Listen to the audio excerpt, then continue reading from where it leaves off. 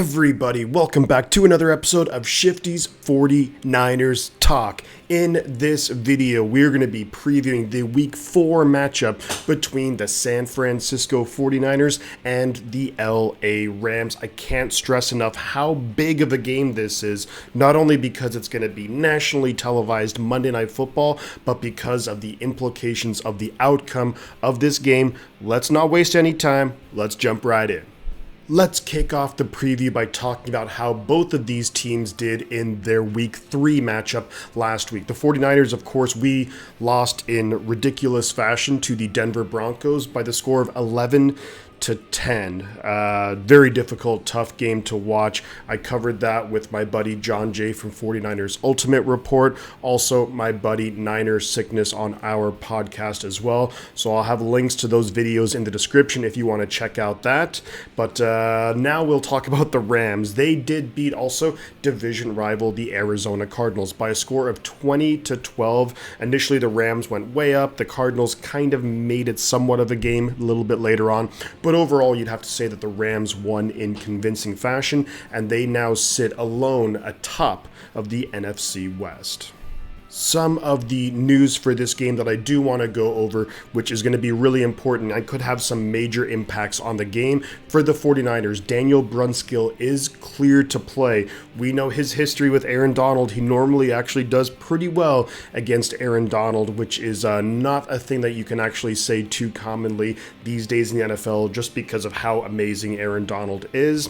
But some other big news too. Eric Armstead and Javon Kinlaw questionable for the Monday night game. We really need both of those guys out there if we want to definitely increase our chances to have a great performance on defense and to come away with what would be a big win against the Rams. Now, looking at the Rams team, they are actually going to be missing some of their offensive linemen, and this is why it's so important if Armstead and Kinlaw can play. So their starting left guard is going to be David Edwards. He is out for their game. The starting center, Brian Allen, he is out for the game. So that means right guard Coleman Shelton now moves to center, and they'll be starting two new guards, which, you have to love the matchup for the 49ers, especially if guys like Armstead and Kinlaw can play. I would have, a decent amount of faith in Givens, in Ridgeway, in Omenahu, and some of the other guys that we rotate inside.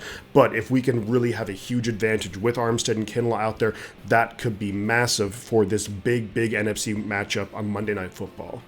Let's now move into some of the key matchups in this game, and I think the first one that I have to talk about is going to be George Kittle versus Bobby Wagner. Now, these guys go back many years against one another. Of course, Wagner, the longtime Seahawk, now a member of the LA Rams, and this is a game where I think the Niners will really want to get Kittle involved early and often. It's one of those things where Jimmy and Kittle have a really good chemistry on the field, so I think in order to get Jimmy into rhythm, which we absolutely need to do, you want to get Kittle involved. Now, there is the lingering issue that, look, Trent Williams is out. So how much will they depend on Kittle to stay in and help McKivitz with blocking? Well, that remains to be seen. But I'd like to think that we will try and get Kittle out in space, let him use his legs, break some tackles, pick up some big chunk yards. Now with Bobby Wagner, he has done a really solid job since moving over to the LA Rams. And they've actually had him blitz quite a bit too. On the season already, he has 2 sacks. His coverage has been decent. He's a little bit older, and hopefully Kittle, now another week removed from the groin injury, will be a little bit more athletic, and I'd like to see him get a lot more involved. That's going to be a matchup all night long. Now, let's move on to the next matchup that I want to talk about. And of course, whenever we talk about the LA Rams, one of the players that you have to mention is, of course, Aaron Donald. And how will he do against the 49ers interior offensive line? Well, to me personally, I think Aaron Banks and Spencer Burford have been solid. They haven't been exceptional, but also they haven't been bad either. Of course, there's been a play here and there, but that's to be expected from guys, who didn't have a single NFL start before this season. And look, this is now going to be the fourth regular season game that they'll be playing together. Will it be Jake Brendel at center? Could it be Brunskill? My guess is that they'll probably stick with Brendel initially, and if he struggles a little bit, then you bring in Brunskill. But I think you try and keep those three guys together. Let's ease Brunskill back into the rotation. But if Donald is causing problems, then you have to bring out a guy like Daniel Brunskill to help eliminate Donald. So with Donald, also same as Bobby Wagner, 2 sacks on the year, a number of tackles for losses, fumble recovery. So he's having a good start to his year. Not necessarily Aaron Donald, typical numbers through 3 games, but he can go off any game and have like 3-4 sacks and just completely wreck the opposing team's game plan. So how the interior offensive line performs is going to be really big, not only of course in terms of blocking, but we can't have those drive killing penalties. Holding, false start, gotta stay disciplined against a guy like Aaron Donald. Now let's move on and kind of flip the script to a certain degree. We're going to have Nick Bosa up against the Rams offensive tackles, Joe Noteboom and then Rob Havenstein. So statistically, those guys and the Rams haven't been great this year, but honestly, a lot of that all came in week 1 when the Buffalo Bills just destroyed the Rams. So if you think about it, on the year, Stafford been sacked 9 times, but 7 of those came against the Buffalo Bills in week 1. So he's only been sacked twice in the last 2 games. So they've definitely been stepping up. Now, you could also definitely make the argument that they haven't really played the best defenses. Arizona's defense doesn't look as good as before. The Falcons' defense, very, very iffy so far. But this Niners defense is fierce, it's ferocious, and it's deep. And we know Nick Bosa is one of the absolute elite players in the NFL. So that's going to be something that, with the Rams having all these different changes on the interior of the offensive line due to injuries, how do we attack their offensive tackles? I would not be surprised at all to see Bosa move around quite a bit, to see a lot of stunts, really throw a lot of different looks, even some blitz packages against the Rams just to keep them on their toes, keep them guessing. We know Stafford isn't the most mobile guy, so really if we can disrupt his timing, then I think there's definitely plays to be made. I do see Bosa should have a big game on Monday Night Football. We know, I just think back to that huge Monday night game, his rookie year against the Cleveland Browns, and I'd like to think he'll like to replicate that against division rival, the LA Rams. The next matchup that I have to talk about is going to be Fred Warner, all-pro linebacker, versus the tight end Tyler Higbee of the LA Rams. This is going to be a monumental battle, and here's why. This is where I see the 49ers having a big opportunity to make plays in this game. So, Tyler Higbee, he's getting 8 targets per game so far in 2022. That is a significant amount. That's actually the second most targets per game for the LA Rams. Of course, the most targeted player for the Rams is Cooper Kupp, who we'll talk about in a moment. But getting back to Higbee, here's the thing. Matthew Stafford, although he targets him a lot, hasn't had the best success so far when targeting him this year. When you look at it, Matthew Stafford's actually thrown 3 interceptions this season when targeting Tyler Higbee in 2022. So I believe there will be opportunities for Fred Warner to make a big play there. I really like our pass rush against the Rams offensive line. Stafford may have to hurry, may have to force a quick decision. Hopefully Fred Warner will be there to pounce, but also Dre Greenlaw's going to have to be on his A game. The Rams do love to get their tight ends involved, but particularly Tyler Higbee. Now let's move on to another big matchup, and that's going to be Deommodore Lenoir, the slot cornerback, versus Cooper Kupp. Of course, I think that the Rams will do whatever they can to get Cooper Kupp away from Charvarius Ward, away from Emmanuel Mosley. So that means they'll probably have him line up in the slot quite a lot in this matchup. Now, it could be Lenoir, could be Sammy Womack, but last week against the Broncos, we saw a lot more of Deommodore Lenoir. Now, here's the thing with Cooper Kupp. If you think that Higbee gets targeted a lot, Cooper Kupp so far, 12 targets per game. Here's another big thing. When Stafford is targeting Cooper Kupp, he has over 100 QB rating on the year, and that's even with a couple of interceptions when he was targeting Cooper Kupp. So overall, we know how much the Rams love to utilize Cooper Kupp. Lenoir, whoever else is going to have a big time game. I'll be curious to see just how much safety help the 49ers will give the slot cornerback Lenoir in this game to really limit the damage that a guy like Cooper Kupp can do. Let's now move on to the 49ers, the keys for winning this game against the LA Rams. Well, first and foremost, the defensive tackles, they have to feast.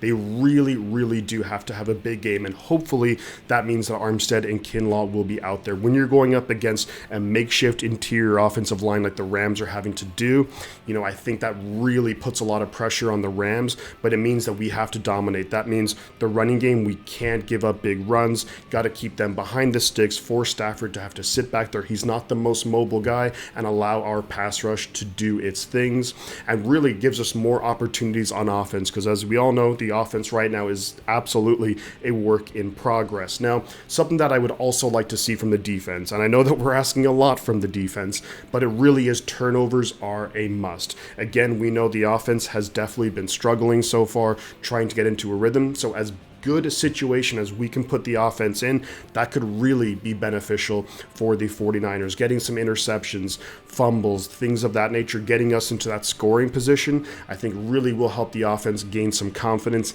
hopefully get into a rhythm, and then be able to move the ball consistently. Now, to me, with that being said, we have to limit our penalties on offense.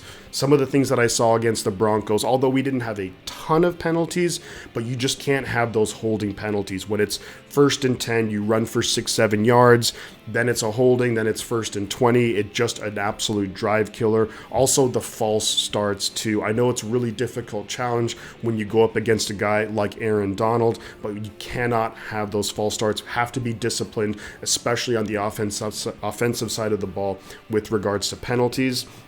Next thing, what I would actually like to see us do a number of times is, look, Debo runs, we have to use them as a decoy. Fake the handoff to Debo. Maybe you get Kittle open, Ayuk, whoever else might be open down the field. But the defenses, they're stopping the Debo run this year. But here's the thing, they are still having to put so much attention and so much focus on it that I think there's a really great opportunity where we can fake the handoff to Debo, or else we hand it to Debo, maybe someone else comes around on an end around, something to that effect, misdirection, keep the defensive guessing, but also allow the fact that we know how much defenses key in on a guy like Debo Samuel. And here's the thing too, the next and the last point that I want to talk about, just consistency in the run game. When we look at the 49ers performance versus the Rams last year, we played them 3 times.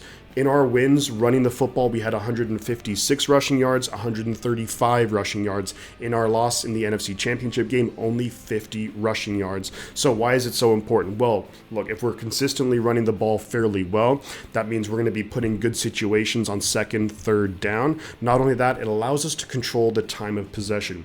In our 2 wins against the Rams last year, we had a lot more possession of the ball than they did. In our 1 loss in the NFC Championship game, the Rams were able to control the clock. So in my opinion, I believe that these are the keys for the 49ers if they need to come out, and we need to come out with a win week 4, because if we win this game, then we are actually on top of the division based on our division record, and then we have some winnable games coming up, no gimmies, but winnable games coming up against the Panthers and then the Falcons. So now let's move on to my score prediction, and what do I think the score is going to be in this game? Well, first time this year, I'm actually going to predict the 49ers to lose, unfortunately. So I'm actually going to have the Rams winning 24, 49ers 17. I think the Rams just, they're definitely getting into a bit of a rhythm. 2 wins, back to back now, albeit against lesser opponents, but I think the Rams are playing pretty good football. Jimmy Garoppolo still obviously major question marks on how he's going to look.